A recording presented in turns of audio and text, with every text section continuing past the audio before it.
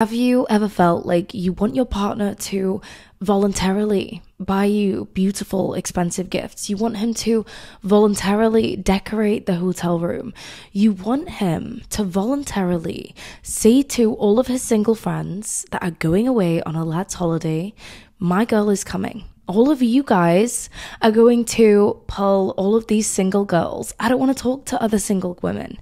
I have my woman. And I want her to be there with me. She's coming. End of. Case closed. You want him to do all of these things without you having to tell him to do it. You want him to do these things without him having to be threatened by you. Well, if you want to get your man doing all of these things for you on his own accord, voluntarily, and do it willingly and happily, then stick around because it's all coming up right now. Hi, welcome back to the Vibration Vault. My name is Alia Zareh. I help women all over the world navigate their love life in a more feminine way. So if that sounds like something that you want to do, make sure to subscribe to stick around. My partner actually is one of these types of men, and I am going to break it down for you how you can get your partner to treat you in this same way. Let me give you an example. I have actually just come back from a lads trip in Mykonos. It was one of my partner's friends' birthdays. So he's having his birthday in Mykonos. All of the guys are going to be there. There are actually a lot of guys that were going who are married, but their wives were not invited. Their wives were not there. But you know who was there? Me. Now, I know what you're thinking. You're probably thinking, okay, well, obviously you were only there because you gave him an ultimatum. You said you are only allowed to go on that trip as long as I can come with you. Well, it was actually quite the opposite. If you do that, then that is a one-stop shop to the complete destruction and death of your relationship. In fact, I actually told him that he should go on his own with his friends and enjoy his holiday with them. However, in the background of our relationship, the conversations that we are having are all based on what we want our couple brand identity to look like, not as individuals, but as a couple. How do we want to be presented? How do we want to be perceived? And these are the conversations that you need to be having in your relationship too, prior to situations like this, to receive a high value version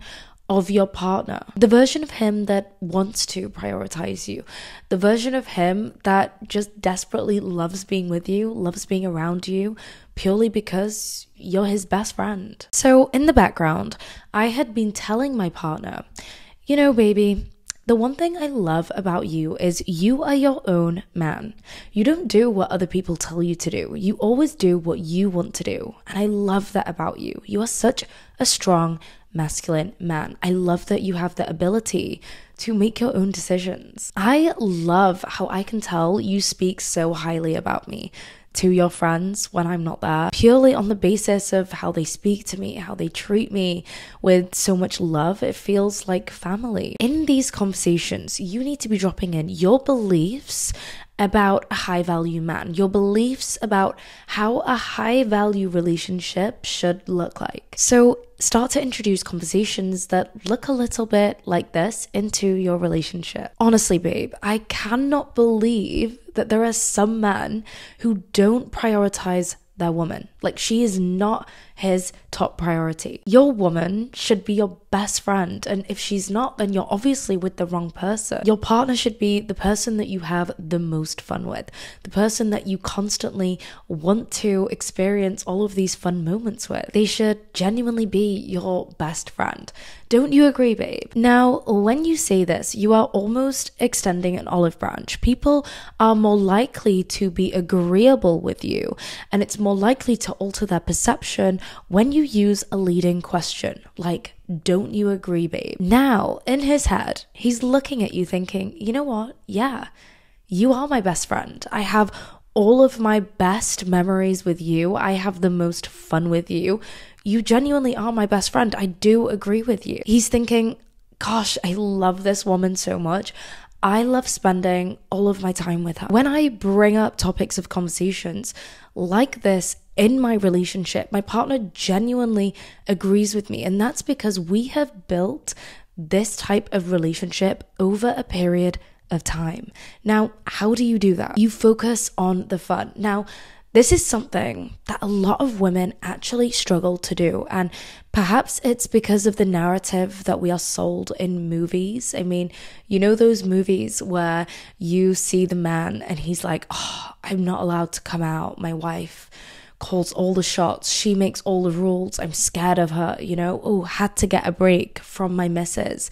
She's so stressful. She's always nagging me. Or maybe it's your upbringing. Maybe you saw your mother become this very naggy and controlling parent and wife. Maybe she was constantly running around after your dad, picking up the laundry, doing all of these things and catering to him. So now that's the only way that you know how to express that you love and care for someone. But all you're really doing is mothering your man. All you're really doing is sucking all of the fun out of this relationship. Now, a lot of people think when you get into a relationship, it has to be very serious. You're adults now. You know, we have to lay down the law. Everything has to get very serious. No, it doesn't. A relationship at its core is what? A friendship. The only difference between you and your partner and you and your best girlfriend is the fact that you and your partner are intimate. So think about the relationship you have with your girlfriend. It's fun, right? You go out, you do fun things together. You're not telling her how to act, speak, think, what to say, what to do. You're just freely letting her be her. If you were the opposite and you were constantly saying, don't do that, don't speak like that, don't be like that, she would be like, oh my gosh, you are so irritating. I don't want to be friends with you. I don't want to hang out with you. So when you drop that persona of that person that you feel like you have to become in order to fit this stereotypical mold of being a good wife or a good girlfriend and being in this loving, serious relationship, when you are genuinely the person he has the most fun with, he's obviously going to want to spend all of his time with you. In fact, he's going to be begging to have you at every single fun social event because it simply just will not be as fun without you there. You are genuinely aiming to be each other's best friends. First of all, you need to be choosing a man who actually likes you. And second of all, you need to choose a man who has a growth mindset. He's not put a stunt on his learning. He wants to learn. He has a growth mindset. He wants to be educated. When he is like this and he behaves in this way, he is showing signs of a high value man.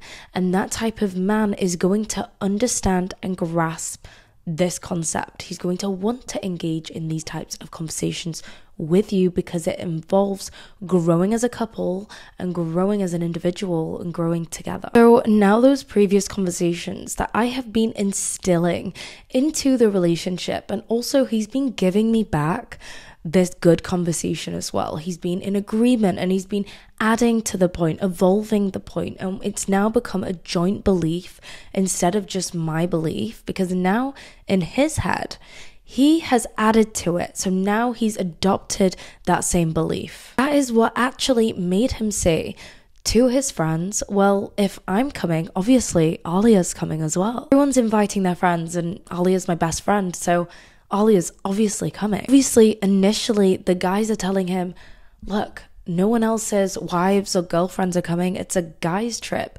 Is she not letting you come? He was like, no, she's telling me to come, but I don't want to go without her. And then he told me that he went on to explain to them, listen, all of you guys are single. You're all going to go out. You're all going to speak to women, which means I'm going to be put in a situation where there's going to be lots of women there. I don't want to speak to any other woman. I want to speak to my woman, my dream girl. So if I have the ability and the financial freedom to be able to bring her with me, why would I not bring her? She's also super fun, super cool, and she's a great time. So she's obviously coming. They understood exactly what he was saying. He's going to go, pay for tables, pay for all of these things for them to go and speak to other women. But Why wasn't he allowed his woman, his dream girl with him? Like, he doesn't want to speak to anyone else. Now, what I mentioned before about focusing on the fun is really important here. Let your partner be himself. Stop correcting his behavior. Stop telling him what to do, what to think. Don't do that. It's dangerous. Don't get too close to that. Don't fall in the pool. Don't do this. Stop micromanaging. And seriously, just chill out. Just let him be the guy that you fell so madly and deeply in love with. When people are given the freedom to be themselves, they feel loved, they feel validated, they feel accepted. And what that's going to do is it's going to strengthen the bond that he has with you, the person who's giving him and letting him experience these feelings. That's where the bond strengthens. And you'll be surprised, but his friends will pick up on this too. Even after the trip, my partner was telling me, all of the guys were saying, "You're amazing, you were so much fun, everyone loved having you there. You brought such an incredible energy to the group, and how lucky were we to have you there." So instead of now you being a burden on your partner and with the friends or any type of situation. I mean, this is just an example. This is an extreme example, to be honest. I know a lot of you might not have a goal of being on the lads trip. And to be honest, it wasn't my goal either. It's just that we genuinely didn't want to go without each other. We are best friends. And that's what I want you to understand is possible. That type of love, that type of standard is real. I have lived that, I've experienced that. But can you see how if I had given him an ultimatum before the trip and I was like, okay, well, you are only allowed to go if I can come too, or there is no way you are ever going on a lads trip. And then maybe, yeah, he would have begrudgingly brought me along with him. But eventually he's going to start to feel this resentment towards me. He's going to start to feel suffocated, like he's not a man anymore because he can't make his own decisions. He's going to feel like he doesn't have that free will in his reality anymore. And on top of that, to make it worse, obviously his friends are not going to like me because they're going to think she has forced herself on the trip and nobody wants her here. When in fact now we've actually gained more credibility in their eyes. What a man in his masculine energy does is he sets the standard. But what you need to understand is a woman is also the silent leader, right? We show a man how we want to be led through our language, through the conversations that I mentioned earlier in this episode. We tell him our view on what we want this relationship to look like. We ask the leading questions, don't you agree? We let that become ingrained in his subconscious and reprogrammed into his mind. We let him regurgitate that belief back to us and then even add little bits to it. So it really confirms and solidifies that it actually feels like it's his idea. You know that saying where it says strict parents create sneaky kids? Well, the same goes here. Strict wives, strict girlfriends create sneaky husbands and boyfriends and men. It all comes from laying down these types of very serious restrictions on him. You're not allowed to go out here. You're not allowed to be there if there's going to be women there. You're not allowed to do this. You have to be home at this time. Where have you been? Why didn't you text me back? When he has all of these restrictions, especially when you are showing fear towards other women being in the same vicinity as him, he's going to think, why? Is there something that I'm missing out on that she knows that I don't know? So even if he wasn't curious before about other women, now he is. That is because you are never to question his loyalty, his faithfulness. And by you saying, are there other women there? I don't want you to be there if there's other women. You are subconsciously questioning his loyalty.